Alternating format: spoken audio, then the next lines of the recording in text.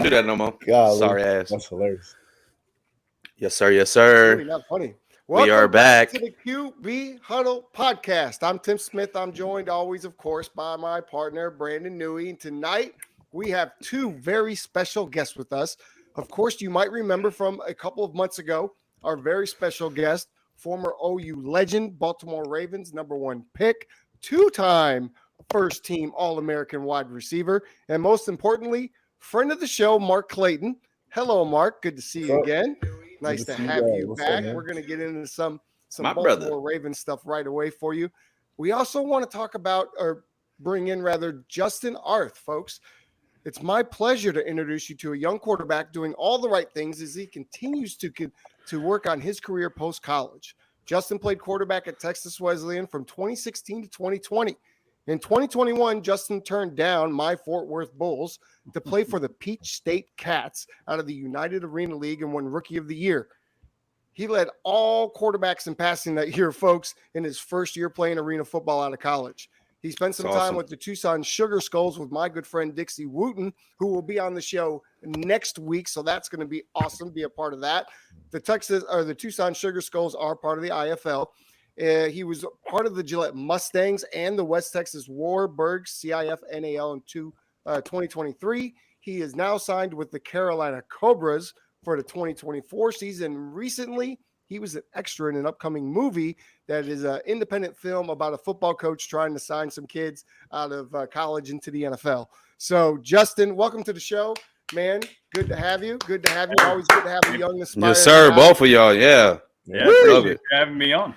So, now that we got through all the pleasantries, Mark, Yep. the last time we saw you on the QB Huddle was early in the season, right? Lamar Jackson was kind of muddling through a little bit, but the Mhm. Ravens were winning. We kind of talked about we wanted to see a little bit more.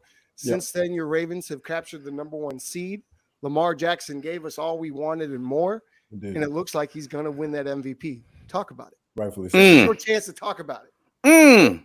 You know, it's obviously I'm smiling because that's my team, and I mean I've been a big fan and a big critic because as an athlete, selfishly I'm already like my own biggest critic. But when I'm watching the game, I'm definitely looking at could did that better. Oh, that wasn't on time. Oh, whatever it is.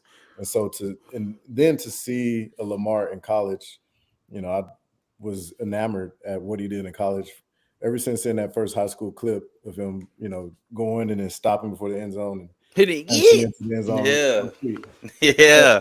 getting to the NFL, I always thought, man, I think this kid definitely has the ability to progress as a passer in the NFL in the right system and situation. And unfortunately,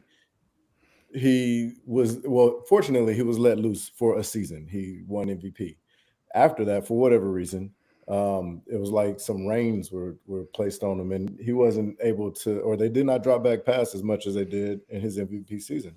And this year, with Todd Monken in the building, it's been a whole nother world, and the efficiency that Lamar has shown us, and the ability to progress and be a trusted elite passer in the NFL has been incredible for me to watch. Company with our defense and our special teams and everything that everybody knows Baltimore does really well, obviously has made us, a very dominant team in the NFL, and to me, a favorite to win the Super Bowl. And so it's Mm-mm. been very fun to watch Uh-oh. Lamar's progress and growth as a passer, and Sure. everybody to see him throw dimes, like straight Dots. dimes. And it's really cool. But and at the same time, I still think he still has room for improvement, and he's just getting started. I think Todd Monken coming in the building is forming a relationship that I think we'll see over the next 5 to 10 years. Uh, Probably not that long, but anyway, over the next 5 years for sure, that I think will be pretty damn explosive, and Baltimore being a contender for years to come. Well, it's interesting because you got a Mm. tough game coming up this week now, and we're Absolutely. going to get into it a little bit. And Mm-mm. and I'm going to throw a number at you a little bit later on in the show that might shock you. It shocked me when I really sat Hmm. back and thought about it. But it's going to be we got a lot of fun games to talk about. Yep. Justin, who is your favorite NFL team? Who's your favorite NFL quarterback? And are they currently playing in the playoffs? My favorite two teams are out, and I kind of the one team, the main team, I already knew they were out by week 8 whenever Kirk Cousins tore his Achilles. But no, I grew up I grew up a Vikings fan because my dad's from Minneapolis. That was kind of my first exposure to football, and I was a little late exposure to football. So my first experience was Brett Favre in a Viking jersey in 2009. Wow. And so, yeah, I mean, so that's what made me a Vikings fan. My dad watched it, whatever, picked it up. And then once I started falling in love with football, I'm like, oh, hey, we got a team here in Atlanta where I'm from. So kind of fell in love with Atlanta, had that first kind of go around in 2012, 2013 of the first kind of successful part of the Matt Ryan era, then the rebuild, and then went off to college. And that's when the 28-3 collapse happened. So I still like to say I'm a Viking and Falcon fan, but I also say this too, as an athlete, hey, I'll be a fan of anybody that wants to offer me a contract. So those lines, as long as there's money with it, hey, I'm cool with that. But yeah, no, in terms of quarterbacks though, I mean, I love a lot of the guys around the league. I'm a big Baker guy. I love what Baker's doing. I'm a big Matthew Stafford guy. Kirk Cousins. I mean, the list goes on and on and on. Love a lot of those guys, but I think a lot of it is I admire a lot of what they do, and I try to take pieces of their game and see what I can do to apply to mine. I mean, I've always, even though I grew up a Falcon fan, I grew up loving Drew Brees. Funny enough, I now work with Tom House, who was Drew Brees' biggest coach after Brees had the shoulder injury in San Diego and revitalized his career there. So, and then Tom even compares me to Brees in terms of our stature, our mentality, our brain, and just how we act, our character, things like that. So Tom kind of calls me his mini Drew now that Drew's kind of moved on, all that. So no, I mean, Drew's probably one of my favorite of all time. And then it's nice to share a birthday with guys like Joe Montana and Vince Lombardi too. So those are we're good just guys name dropping out here today. Look at you. Look at Damn, I feel old. Oh my gosh. Hey, well, you share. My man said it. Favre in a Viking uniform. Oh, I feel old now. Damn it. Hey, I mean, I was still in like middle school when that happened. I'm just saying, I got a late start into liking football. I remember the old Green Bay Brett Favre with the braces. So young, he doesn't remember Deion Sanders playing in Atlanta. I know Deion played. I was born in '98, so man, you watched highlight tapes. Come on, yeah, man. I watched highlight tapes. You didn't have the shoes. He wasn't dirty. You were certainly not doing the dirty bird back when that was popular. Now we're going. I think that's when he was born, Tim. Let's get back to the playoff quarterbacks because no, Kirk Cousins is not one of those, and we know that Ritter certainly is not a playoff caliber quarterback this year. But Brandon, your 49ers are about to take on the Packers. After seeing the Packers run through the Cowboys like a truck stop hooker, what are your thoughts about the matchup this coming week with Jordan Love? First of all, greetings. Versus Mr. Irrelevant. Right. First of all, greetings, gentlemen. It's a pleasure to have you back on this. Man, I'm going to take the high road here, man. They did their thing. They earned it, right? Everybody was overlooking Jordan Love. I think we all did to a degree, right? And over time, ever since the bye week, I mean, these guys put up 25 touchdowns, 7 picks. I told you last week he was going to be hot. He's on a hot streak right now, right? And they were naive to the moment to a degree, and what I like to say, because they had nothing to lose. So they just cut it loose. I told you Dallas had the most pressure outside of the Niners, and now that they've surpassed the Cowboys, we won't even get into that game till later. I think going up to the 49ers schematically, we match up well. We're 4-0 in the playoffs against them, which that definitely helps. So them coming to us, one of their defensive ends, unfortunately, did get injured. That definitely helps us to a degree, especially being healthy. We're 19-0 when all the boys are all on the field at the same time, right? Minus Hufanga. So it's very impressive. We'll see what happens. I know we got to show up because if we have an opportunity to make a run, this is the chance to do it. I mean, no BS. No BS. It's Super Bowl or bust for us, bro. Like, bottom line. Definitely. Like, bottom line. We've been doing this since 2019. We feel like we have a great offensive scheme. We feel like we got a stingy defense. Now our secondary is better. That was our weak link. And now we got our boys back. Armstead, Hargrove. We'll see what happens. I don't know. It's going to be a tough game, man. You better come to play, damn it. If we don't come to play, I mean, if we're down by 10 in the fourth quarter, you know what happens. 0-39 in the Shanahan era. So we got to get up, sustain drives, keep Love off the field, man, because he's feeling himself. Dude looks like Brett Favre and Aaron Rodgers in a mixture. Yeah. It's pretty sick, man. He's doing his thing. We call him Brett. He's killing it, man. He's killing it. He's confident. I like his demeanor. Yep. I like how he really talks to the offense and defense. Doesn't matter. He's hyping the boys up. Like, again, teams like that, especially very young, they're extremely dangerous. They're extremely dangerous because they have nothing to lose, but everything to gain. So, but what about your Cowboys, man? Where do you go from here? Are you shocked? Man, I'm not. Damn it, shocked. are you shocked? I am. I was shocked. I see you got a Bills jersey on right now, so you done switched up real quick. Look, okay, you see this? All right, we're out of here. He tossed it. What about your Romo jersey in the back? No, Romo never comes on. Oh, okay. Come on now. No, but check it out. Josh Allen. See, that's what I want my playoff quarterback to play like. When you're in the playoffs, damn it, I want you to play like Josh Allen played. What night was that? Monday afternoon. Monday. Who he did amazing. it. He put on a show. He was absolutely unstoppable, and I loved every second of it. But you asked about the Cowboys. Yeah, what about that? I am shocked. Talk to me. Right, but I didn't have a single nerve in my body about that game until they won the toss and decided that they wanted the ball. And I thought, they know something I don't know. They just took the ball against our defense first. Are they stupid? They're not stupid. They walked right 12 down the plays. field, touchdown. They 12 plays. Right down the field. And at that point, we were down 7-0. And I felt, okay, it's only 7 points. Yeah. 7 points is not going to win the game. By the way, I'm at the game, 50-yard line, and I am 25 rows below Jerry Jones. So I can clearly see him and Steven watching the game right at their right. Everybody ain't able, MC. Everybody ain't able. Well, luckily for me, it was a gift that I was taken to the game. My wife and I were taken to the game by Jack Henry, who is one of her students in dance. So he was gracious enough to take us to the game. But I tell you, I spent about 2 quarters just looking right up into that box with my arms out like, Jerry, what are you going to do, bro? Jerry, what are we doing? What are we doing? And people were laughing and they thought I was hilarious. I wasn't trying to be funny. You should have filmed that, man. You should have filmed that. I was trying to keep it together so I didn't get kicked out of the stadium, man. I was so angry. No. But when we went down 14-0, I told my wife it was over. And because we hadn't come back from behind all year, much like the 49ers, can't seem to. You're right. Not sure if the Baltimore Ravens are going to be able to do it or can do it because I don't think they've been in that position a lot.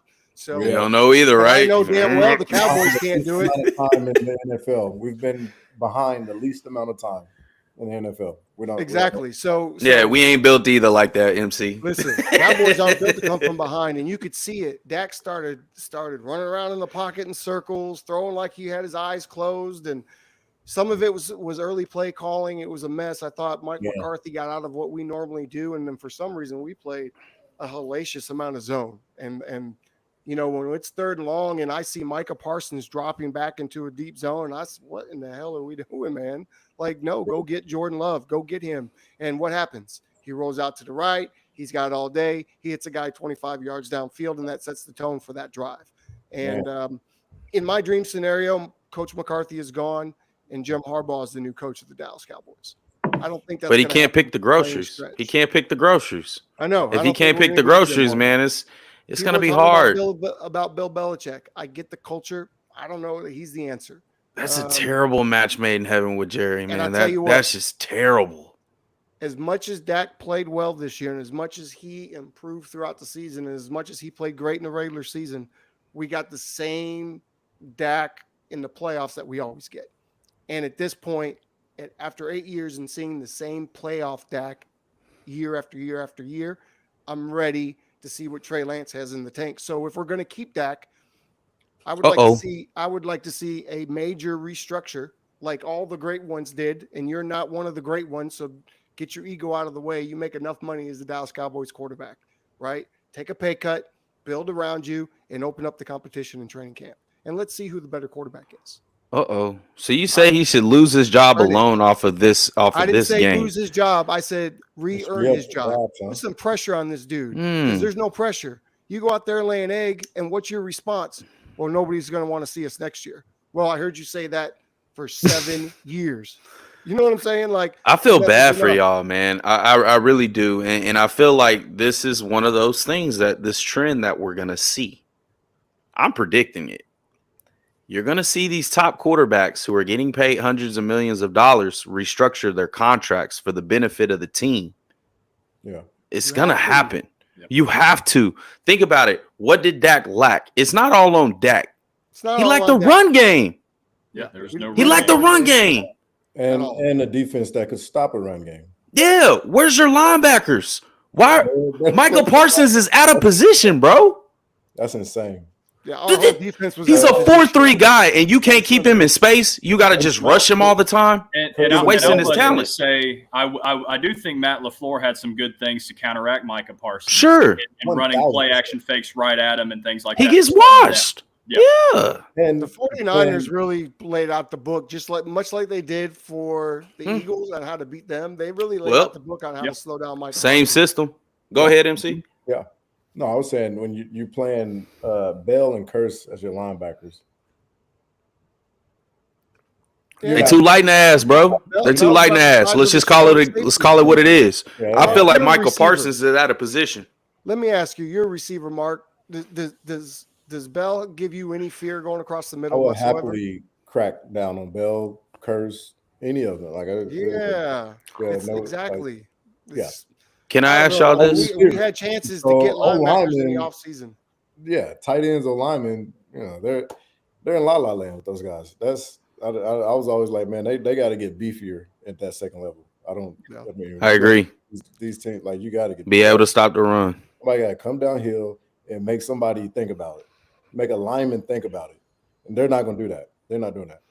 Now can I ask y'all this, man? Because I've been thinking about this. Ask.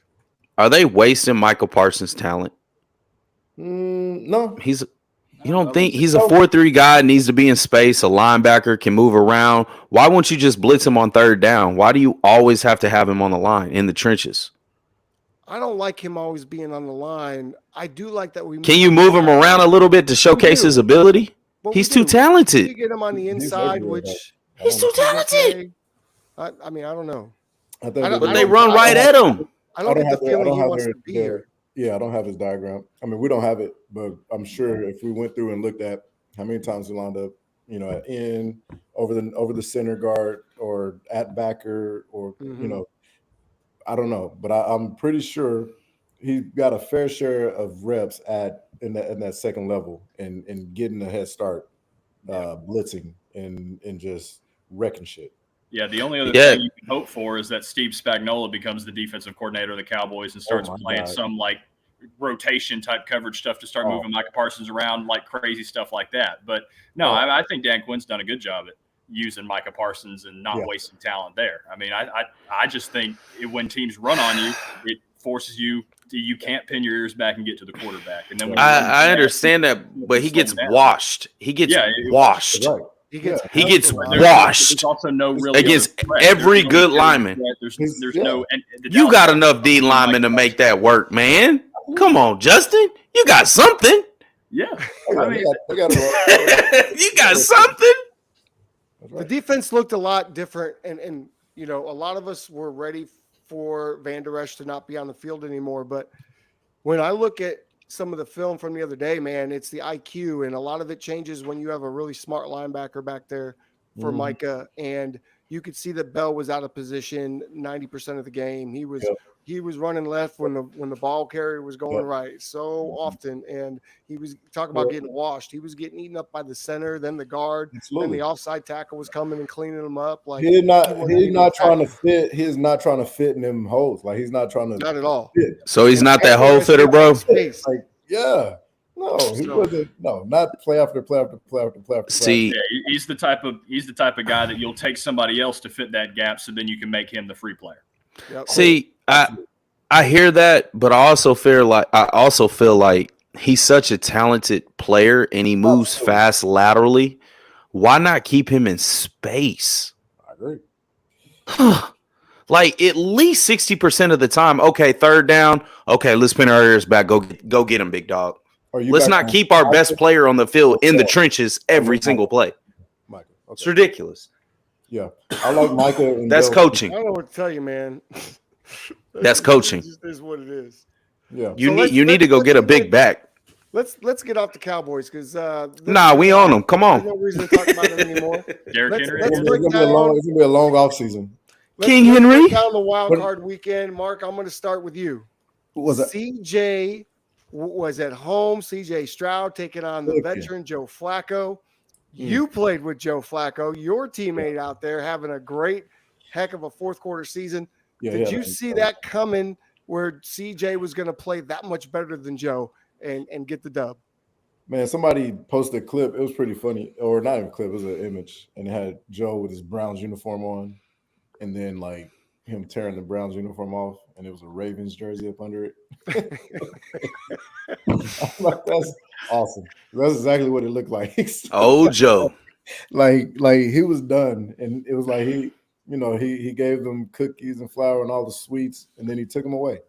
I couldn't believe, and Joe's personality is so he's so nonchalant and then relaxed, and and at his age where he's at now and what he's doing, like he could throw a pick and come to the sideline and like nothing ever happened. Eric McNair was like that, which I absolutely love. Next play. It's great. It's next play, God. Next play. Yeah. Short-term memory. It was like next play, and every next play was not a good play, and it got bad. Damn it. Watching that was tough. Damn it. Also, at the same time, watching CJ was phenomenal. Tricked off my parlay. That kid, did he? Oh man, He played like a seasoned veteran, didn't he? Them and the Cowboys. Tricked off He my is parlay. elite. He is elite, an elite passer, an elite arm, an elite anticipator, an elite whatever it is. He's got it up here. He's got it. Like He's got it. 100%. And it's only going to get better. Damn. Only going to get better. So them strolling into Baltimore this week, as we'll talk about it, it's like, whew. Right. He's gonna look a little different than he did earlier in the season, I'm sure. We have not. Hey, he didn't throw no picks. He didn't throw any haven't picks seen when a he rookie played do you. this or look like this in the playoffs since Dan Marino.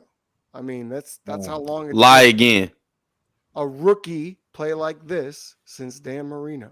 You just forgot about last year what Brock Purdy just did. You Brock better stop. Purdy You didn't better stop. finish. You better stop disrespecting my guy. Brock Purdy didn't finish. He didn't finish. Oh, he had an elbow. I understand that. But CJ's getting started. What happened with Brock's first start, playoff start? 4 TDs, no picks. Don't worry, I'll We're wait. not talking about Brock. We're talking about CJ and Flacco. Don't just throw Brock bad, man. You can't deny Brock's Purdy. You know I'm gonna stick up for my boy, man. It's true. Justin, Tell him, Justin. Did you get a chance to watch the game? What was your impressions of particularly of CJ as a rookie going in there and being unfazed by the moment? Yeah, CJ is a calm, cool, collected guy. I mean, he's grounded. Nothing seems to faze this guy at all. I mean, his ability to be able to sit in the pocket, take the hits, be able to deliver strikes whenever these 350-pound dudes are bearing right down your gun. I mean, it's like, the dude was unfazed, but I've seen it before. I mean, I'm a Georgia college football fan. Like I saw him do it against Georgia last year when he played for Ohio State. Look very good. So, I mean, this kid is legit. And I mean, I'll even give Bobby Slowick his flowers too. I mean, I think the ability to move the pocket and slow down Cleveland's pass rush, which has been so well too, to go ahead and open those throwing lanes and just kind of different things of kind of the Shanahan style offense, because obviously Slowick's part of that scheme, to be able to kind of do some things that Shanahan does well to make some high percentage throws for CJ too. But at the end of the day, CJ had to go make those plays, and the dude's legit. Like I love CJ, love what he's doing. And I think he's only going to continue to get better. But I think the one thing that separates him already is the fact that he's already here. Like the mentals are already there for a 5, 6 year, 7-year seasoned veteran in the NFL. Absolutely. And the fact that he's only going to get more game reps, more time. And he's got these young core receivers with him. And I mean, Slowick maybe even stays for a year or two before becoming a head coach somewhere else. Like the Houston Texans for the next year or two looks scary, especially if CJ continues to develop the way I think he will. So the Houston Texans actually, for the first time, deserve to be in Texas along with the Dallas Cowboys, because they've actually won more playoff games than the Dallas Cowboys in the short time that they've been here, or the same amount. I think it's 3-3. So I never wanted the Texans here, but looks like they're here to stay and they're good. Brandon, talk to us about Flacco. Flacco goes in. He's hot. We're all on the Cleveland bandwagon. We think we're going to get to see Joe Flacco go back to Baltimore. Man, talk to us about his mindset probably after that game. But what went into a 2-interception game and a pick 6 at that? I mean, those things happen, man. We all know Joe's a gunslinger. I mean, he's going to die on his shield. He's going to try to get that offense going. As we know, even prior to the playoffs, he was throwing multiple pick games. It just got put aside because they were winning, right? So let's not forget that. Exactly. So there's a huge dynamic here, especially going into a hostile environment. Houston Texans, D'Amico Ryans, C.J. Stroud. You didn't see C.J. Stroud before, even though David Mills did have a really good game through 2 TDs, no picks, right? But the Browns blow him out at home, right? This is a revenge game. They messed up my parlay. But I will say C.J. Stroud is what I call, he's a thermometer. He's not a thermostat guy. The second he enters, that shit raises, right? He's playing at what I call also controlled chaos. He's very calm. He's very collected, but he's an assassin. He has an assassin's mentality. That throw across to Dalton Schultz when he moved in the pocket and threw it across his body, and it just drops in the bucket and he gets smoked. Aren't those the best plays as a quarterback? When you step up in the pocket, you get knocked, and then you make that dart, and then the defensive line like, damn it. You'd be like, hey, second too late now. Yep. That's one, right? I just felt like the kid was so confident at what he did. Almost now, player. And so you gain a respect from the defensive line. He's not afraid to get hit. I love how he galvanizes his guys. He always keeps God first. He's very humble about things. He's had a rough background. So to see him come in and flourish just with the Houston Texans is such a win. I think D'Amico Ryans is the coach of the year. You got to give it to him. Yeah. Damn. Yeah, you took the second pick. You had 2 great drafts, right? By the way, that guy who came over, I mean, he's a pretty good GM. But I will say just what they're doing right now. I mean, they have nothing to lose, and just going into Baltimore, damn. Yeah. MC, this is a team that has nothing to lose. Yeah, neither do we. You know what I mean? Gonna be a y'all got game. everything to lose. Y'all got everything to lose, bro. You know Lamar got to get. You know Lamar's got to get to that conference title. You know he does. He does. I love Lamar, but he's got to get there. Both teams got a chip on their shoulder. Yeah, for sure. I think it's going to be a great game. I think CJ's in a different level right now. Will I call him elite? Yeah. He's got elite ability, but we all know, that 2 to 3 year mark is where you can really start to sit in on things because just how things could be really great the previous year, it could be a shit show the next year, right? So how do you handle that? And I feel like he's handling what he's doing very well. Just continue the course, man. Yeah. That's it. He's doing phenomenal. So, Mark, talk to us from an NFL perspective here. Matthew Stafford going back home to play the Detroit Lions, where he spent a lot, most of his career, leaves and wins the Super Bowl, comes back now, is playing. Goff is sit there, and he's got to bring his old team in and play against the guy that replaced him that, nobody wanted Goff not too long ago. Yeah. Man, talk about that. Is that as big as what we made it going into the game for both guys? Most definitely. It meant more to Goff because of the order of events. And Dan Campbell, like, obviously we know how. God, I love that guy, man. You don't think there wasn't some said about this before that game, and those guys were playing, for Goff and everything that transpired. You're crazy. That meant a lot. And so I that game was the closest one. Was that the closest one? I think that was the closest one. 1 point. Sadly, I was like, man, can we get more close games? Like, God damn. Anyway, it was beautiful, man. It was a fun game to watch. It was such a good game to watch. But I know that game meant a ton. And Detroit, everybody knows Detroit's history. Everybody knows, they're the whooping boy of everything. And I'm happy for Detroit and everything that's going on as a fan, as a football fan. So, and I like Goff from college, and so it was really cool to kind of see that. And Dan Campbell, I watched the first Hard Knocks or whatnot with them, and got to get a feel for how he is as a man, as a coach, and how the team was taken to him, and just everything he was about. Like, I'm all about. I would love to play for Coach Campbell. Like, Absolutely, Yeah. man. anything goes. 100%. And That so was definitely one yeah. of the best games of the weekend, and it was Yeah. that first. I guess that first half really was a quarterback clinic between both of them, just kind of going back and forth, body blow, Yeah. and then in that fourth quarter, it's like, oh, Goff is about to have a Brady moment. Oh, Stafford's about to have a Brady moment. Oh, Goff is about to have a Brady moment. But the defenses on both teams really clamped down, and you got the sense like, we got your back for both quarterbacks, right? And the Lions happened to have the lead, and man, it was such a cool story, such a cool game. Brandon, you're a guy that you've played against teams as a quarterback, and then went and played against that team again as a quarterback, as a visitor, or that team coming back to you, and now you're on the other team. Talk to us about that emotion. Is it different getting ready for that game? Is there more preparation, or do you just kind of let your mind go? I know I've been there, so I know my take, but what was that like for you? Yeah, I mean, it's wow. I didn't know you were going to go down memory lane here. I signed with Southeastern Oklahoma State. You know, I played there for 3 years, and I was even the field goal holder, the backup quarterback. There was 8 guys. As you know, you go in college, you think, oh man, there's 2 guys that are signed. One this guy and this other guy from Lufkin. Okay, great. Well, it's like 8 other guys there as you step up. Plus, you got veterans like Colby. We play golf with him, and Colby was a veteran I really learned from. But I had 3 great years there, man. And unfortunately, I had to transfer, but it was for the right reasons. I wanted an opportunity to start. You have blood in your eyes, Tim. And that is exactly what I projected last week with Jared Goff. You guys were all on the Rams. This was all the Stafford. The comeback kid comes back home. Yeah, right. Like, I was like, this kid got dumped.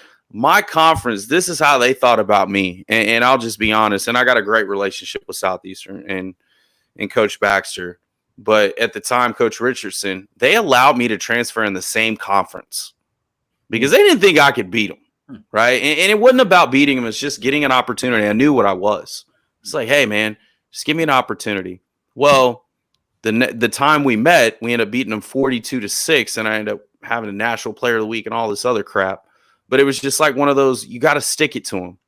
It didn't go through my head as like, oh my God, this is my team. It's like, hey, if you deliver the mail, you take care of business, things will take care of itself. And these were some of my best friends on the other side that I'm playing with. And I know they want to whoop my ass just as much as I want to whoop theirs. Right? I mean, but at the end of the day, man, the guys were happy for me. I mean, here's how bad it was. It's kind of funny because it's 42-6. We come back in.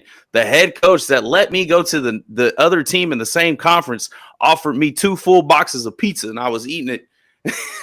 I was eating it in the locker room, right? So that's so funny to me. But it's a revenge game, man. And what Goff did, I love it because he got kicked to the curb for a guy who is more talented than him. But they thought he was going to go to Detroit and the career was over. Well, you got a head coach that'll make you run through a brick wall for him, right? He's a leader of men. I love what you said, MC, about Dan Campbell. Damn, I would love to play for a dude like that. That's the type of head coaches you want, man, because he's all in for you. When they keep going for 4th, he believes in your ass. Mm-hmm. Yep. That's dangerous. Mm-hmm. That's dangerous. It doesn't matter how Detroit defensively isn't very good, but they held one of the hottest teams in the NFL that was on a run offensively to 23 points. Yep. That's amazing. And that's also scary. So going into this week, man, I feel it's good. I love Stafford. He made some crazy throws, man, but it's the Lions' time, man. Let them have it. Goff did it. Yeah. I love it. Really Thank you for that prize pick, Jared Goff. You won my fantasy this year. Let's go. So back when I was in Chicago, I played for the Kane County Eagles for years, and I was a receiver for a long time, and then I tore my knees up, and I retired from football, and then I came back and went back to my roots, playing quarterback with a lesser tier team, and worked my way back up. Ended up playing for a team called the Racine Raiders. Had a great season the year prior. Touchdowns. I mean, I threw like 23 touchdowns that year. The next year, Kane County says, hey, come play for us again. You can come play quarterback for us. Great. Well, throughout camp, they make me the number 2 guy. We get into our first preseason game. Our first guy's stinking it up. They don't go to the number 2 guy. They go to the number 3 guy. And the number 2 guy, me, was on special teams. I played on kickoff that night. So that was my last game playing for the Kane County Eagles, and I went back up to Racine. Well, not too many weeks later, Kane County's coming up to play us. And my dad is an assistant coach on Kane County. So this is the last time my grandparents ever saw me play. They're at the stadium. We're at Racine. There's 8,000 people, no exaggeration, for a semi-pro game. I mean, they packed the house in Racine. Shout out to the Racine Raiders. They just won the GDFL this past season, which Newey and I won together with the Thunder. So that's quite a big deal. At any rate, the stands are packed. People are going crazy. We get the ball first. First play of the game, I throw a 70-yard bomb for a touchdown. And we ended up losing the game. But the first play of the game, damn, 70-yard bomb. Hey, you got some film on that, bro? You got some film on that? I need film. I need some film. I look over to the other coach, right? Coach Keith Air miles. Shout out to Keith Hack. Throws his clipboard down. Tim effing Smith throws the clipboard. It bounces. Shit's going everywhere. And my dad's in the corner secretly doing like this. He's like, that's my son. That's my son. But anyway, we lost the game. They were a much superior team than us that night. But anyway, they had Sam Clemens as their quarterback. If anybody knows who Sam Clemens is, he was on Hard Knocks with the Dallas Cowboys. And he ended up on the last day cuts. And he played at Cal, actually. Really good quarterback. Ended up playing for the Chicago Rush. Much better than I ever was. Kind of like you, Brandon, about your size, rocket arm, and wicked smart. Best quarterback I ever had a chance to be a backup to. So nice. Now let me ask you this: did you have blood in your eyes? Did you have blood in your eyes? I was ready for that game. I'd never been so locked in for a game. It's revenge, bro. You didn't want me. You didn't want me to play quarterback for you. I'm going to make you wish that I was your quarterback. MC, did you ever play the Ravens? But that's okay. Nope. Did you ever play the Ravens? Nope. No. Damn. Justin, how about you? Did you ever have been a solid like 150 plus and 2 tugs? Easy. Yeah. Revenge. So talk to me after this NAL season, because I got the team I won the Rookie of the Year award on for a non-conference charity game. So we're playing. And Pete State is in the chat right now talking about how you are the QB1, like you're the guy. So they're ready for you. They got all the film. Justin's in the house. Yeah. Okay. So I believe it's week 6 or something like that.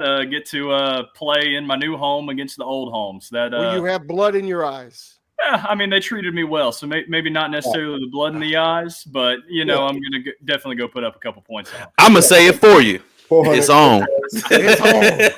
I'm going to say it for you. It's on. All right. All I'll say is it's my bye week. Yeah. There you go. At that point, it's just like we got 12 NAL games and one non-conference. There you go. Yeah. Let's get on to maybe the biggest mismatch quarterback-wise in this playoff in the whole thing, which was Josh Allen versus Mason Rudolph for the Pittsburgh Steelers. I don't know if anybody expected Mason to put up any type of fight. He looked pretty terrible. He probably was put out the worst performance of all the quarterbacks over the weekend in my eyes, and Josh Allen was absolutely unbelievable. I will talk about him in the next segment a little bit more, but Mark, let's take it to you. Did anything that you didn't expect out of that, or did you expect to see what you saw from a mismatch standpoint? I expected it to be worse. I think Mason made some plays through the air that he did a good job. He wasn't bad. Yeah, I would say because for it hasn't been 2 games, 3 games that he's been playing for. I don't know. Hey, he's been playing well. Yeah, he's been playing well. He's been playing well. Better than anybody else in Pittsburgh. Right. And so, to me, I thought, it was a solid game, and Buffalo had to put the game away. It wasn't just a walk in the park.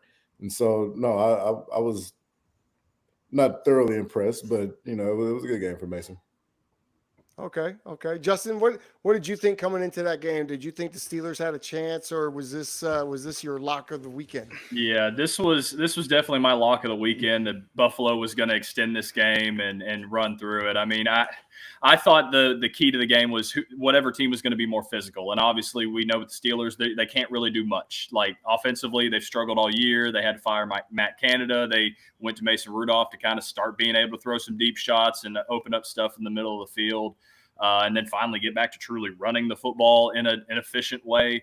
But no, it was one of those things where I looked at like Josh Allen and his physical style of play, and then his ability to then make all the throws with the arm strength that he has, the accuracy that he has, and then Mason Rudolph, who has played well, but being put in a different type of pressure scenario where, yes, Buffalo had some injuries on defense, but this Buffalo Bills team is way better than what you've got on your offense there. And so it was just one of those things that I saw Buffalo pulling away late regardless. And in a way, that's kind of what happened. Yeah, literally.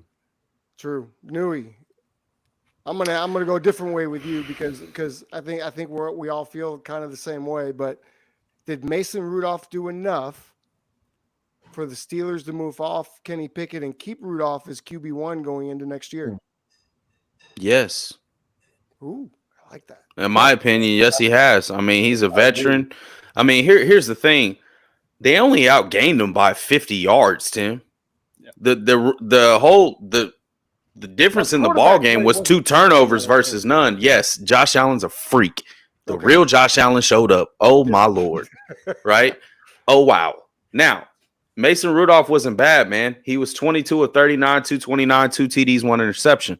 He kept fighting back. They just needed to establish the run game better. 8 carries, 38 yards. That's not going to get it done. That's not going to get it done. That's not successful. I said him and Mason Rudolph and Josh Allen, they're very similar in stature, but that's about it. Right? Josh is a freak. Yeah, okay. really But I think moving forward, I think you got to look at Pittsburgh. Okay. Do you have Mason Rudolph? At least you're confident in him as a number 2. Yep. Why not go get Russell Wilson? You got to keep him on the team, right? Ooh, Why not go get Russ? I like that. Wow. Why not? Like give him a coach that is going to have his back. He's a defensive-minded coach. He's not going to be in his ear this whole time. He's going to let Russ be Russ, right? We understand. Carolish, doesn't it? It feels like it could be Seattle all over again. It really could. It really could. Hey, do your thing. We're going to run the ball. We're going to protect you. Don't worry. You got 2 good receivers outside. You got a good tight end coming back. We'll see what happens. Can we remember in Pittsburgh that Najee Harris is on the team, number 22? I mean, can he get some carries throughout the night? Yeah. I think once I saw go ahead. I think once I saw the field conditions, I knew Buffalo was going to roll them. I mean, that was actually perfect field conditions compared to what the Chiefs had to go through. The field wasn't. And the Eagles, it looked like they were in Tecmo Bowl. They were going so slow. Yeah. So, Mark, we're going to go to you for this because these are your guys. 2 Oklahoma quarterbacks. We had the Oklahoma Bowl here Monday night. Baker versus Jalen. Cool. I got the chance to see Baker play in Arizona against Kyler Murray, which was a lot of fun. So anytime you get to see these OU quarterbacks go at it, tell me your impressions last night. To me, it looked like one quarterback wanted to move on, and the other guy didn't really care. How did you feel last night? Yeah, I felt great. I mean, I had Baker in that matchup. Tampa Bay. I'm a Baker guy. Me too. But Me too. Yeah, Philly. I mean, I just couldn't trust it. I didn't believe that Philly figured out all the problems that they had for the last 5 games or 6 games, whatever it has been. And so going to the game, I was just like, well, look, Tampa Bay is in a really good spot. Baker's hot. I love Baker's charisma. I love everything he brings to the table. And I think he'll be healthy. And so he'll be able to get the ball down the field to his playmakers and they'll take control of this game. Philly's defense is not going to stop the run. They're not going to really stop a whole bunch of anything, which is insane to think with that roster. That D-line, man. That D-line, like that blows my mind. That's been mind-boggling. Anyway, so no, that game, to me was, I think 31-9. I didn't think that would be the score, 32-9, excuse me. But I feel like Tampa was going to take it. And they did a lot of that without Mike Evans being a huge impact last night. I think at one point in the fourth quarter, he only had the 1 catch. Actually, early, 2 big drops. So they went to him early and down the field to stretch the field, and they did stretch the field. But he had 2 drops early. but it didn't need it. And then they had the rookie speedster make a huge play that really, I think, just blew the game open. And that was such that little catch and run. A little comeback. Yeah, that was the thing. I mean, that pretty much ended the game, right? That kind of told the Eagles, you're done. Put it on ice. But like you, I mean, I've been on the Baker train all year, so I was real excited to see him. And he's not healthy. I mean, he's out there getting beat up. I mean, and he took couple hits to the chin last night, but he's like the that Energizer Bunny guy. He just keeps. He's a dog, man. No he's a football player. He's a football player. That's what Baker is a football player. Did you watch the game, Justin? You said you're a Baker guy, so I assumed you were looking forward to that game last night. Of course, yeah. What was the breakdown? How did Baker have so much success, and why did the Buccaneers just roll the Eagles last night? Well, I mean, it's kind of easy when Philadelphia's defense hasn't been able to have an identity all season. But Baker was able to attack the middle of the field. They were able to run the football fairly well with Rachaad White to open up then the deep shots to your Evans and pushing the field down the perimeters. I mean, and then obviously Baker's the type of dude, because we talk about toughness and we talk about grit with Baker, he's the type of dude that's going to sit in the pocket and take those shots, take the licks. I think Philadelphia actually had a quote unquote better pass rush than that I've seen in a while. And they actually got to Baker at times, but he was able to step up, make those throws, take the shots, and keep it rolling. I mean, and the plan of attack to be able to put those corners out on an island and use those guys to use tendencies and force guys all over the place. It was great. I mean, I think Baker, any game that Baker plays is going to kind of be a dirty, kind of not necessarily like a Jared Goff or Matthew Stafford type game where you look at it and it's like, oh, that's perfection in terms of quarterback play. But you watch Baker and you're like, well, it may not look perfect, but it's still pretty damn good. And so, I mean, and Baker just gets it done. Yeah. But then you look on the other side with Philadelphia. I mean, I'm on another show, Goal Line Stand. That's typically Tuesday nights and stuff too. We're moved it to tomorrow night too. So nice. The one thing I've been saying about Jalen Hurts in particular is there's been huge regression out of Jalen Hurts this entire year. And I said it the 2 times that Philadelphia played New York, the Giants. Yeah. The Giants blitzed more than any team in the NFL. I want to say the number was like 64% of their defensive play calls or blitzes, more than 4 guys and things like that, or at least at the times they were playing Philadelphia. And they had no plan of attack. Jalen didn't know where his hots were. He didn't those are simple things that a quarterback needs to know, especially when you're playing cover 0 or you got cover 1 and you know that the defense is pinning their ears back. You got to know where your running back hot is or your tight end little screen pop pass. But again, Tampa is one of those teams that blitzes just as much as the Giants do. And again, 3 weeks in a row, or not necessarily 3 weeks in a row, but 3 out of the last 4 weeks, they had no plan of attack for it. And they had, the one touchdown that Jalen Hurts threw was kind of the one big play that I was like, oh, well, okay, first off, it's in the red zone. But secondly, that was truly okay. Yeah, you actually had something to counteract the blitz there. Why can't you translate that to when you're on your minus 40 or the plus 40? So there's been huge regression with this team in general. But it starts to scare me with Jalen Hurts and how he is. And I'm like, okay, this dude's got a lot he's got to now progress on. Now, I'll hand it to him. He played with a broken middle finger. It's hard to grip a ball when you got a broken middle finger in your throwing hand. So he played a hell of a job just to play the game that he played. But there is mental regression there that does need to be fixed this offseason if he's going to continue to be the star level of player that Philadelphia needs to now take. But now there's huge regression on the offensive line now going into next year, or a big hole they got to replace with Kelsey retiring. More Kelsey. So there's a lot of questions for Philadelphia this offseason, and I think it all starts with Jalen Hurts. All right, you heard it here, NFL GMs, UFL GMs, AFL GMs. Justin knows what to do to beat the blitz. So bring this kid in, give him a shot. Exactly. DC, you know it. Yeah, let's Brandon, where were you at, man? I know you and I both kind of love to watch the Oklahoma quarterbacks go at each other because they're always in college. They're always fantastic. Obviously, we know Jalen Hurts. I've been on that bandwagon all year. Justin, the Jalen just keeps going backwards.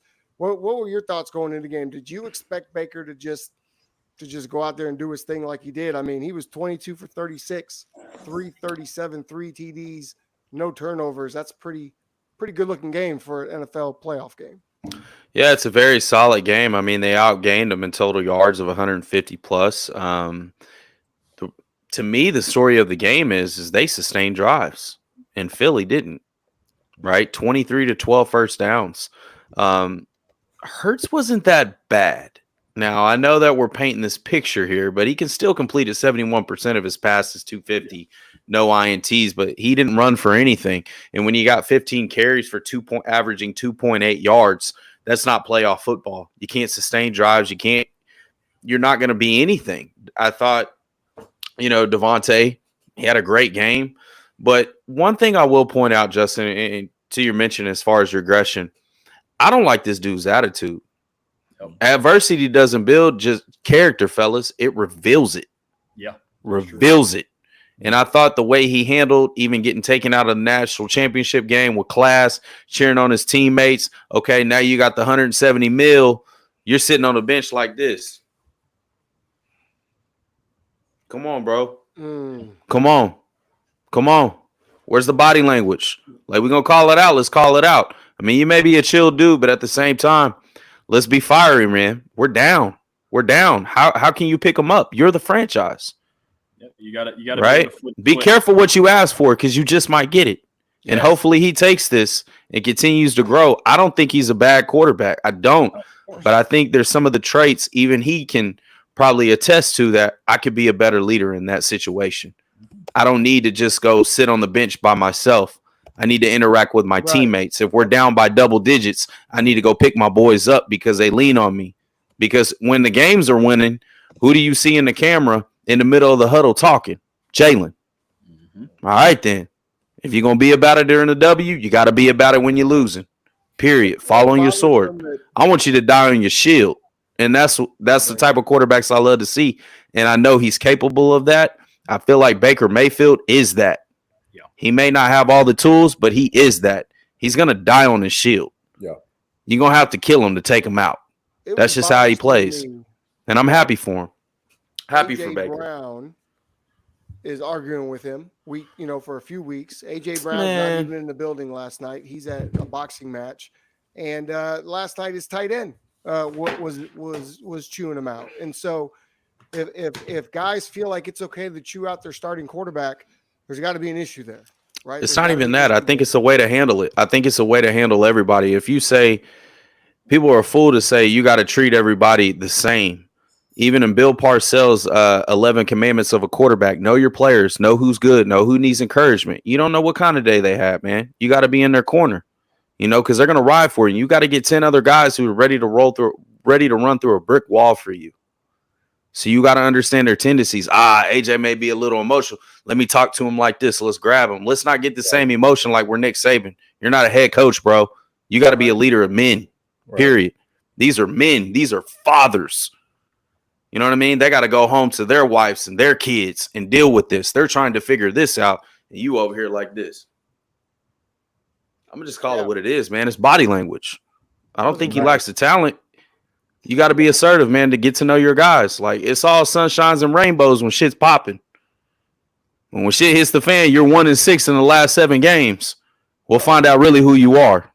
So, I hate to be hard on him, but it is what it is. It got real somber in here real quick. It is what it is. It was great to see. I love you, Jalen. I hope you do great again. I hope you watch this. If you didn't watch the Chiefs-Dolphins game, just for the sheer fact that it was like 2 below 0, 7 below 0,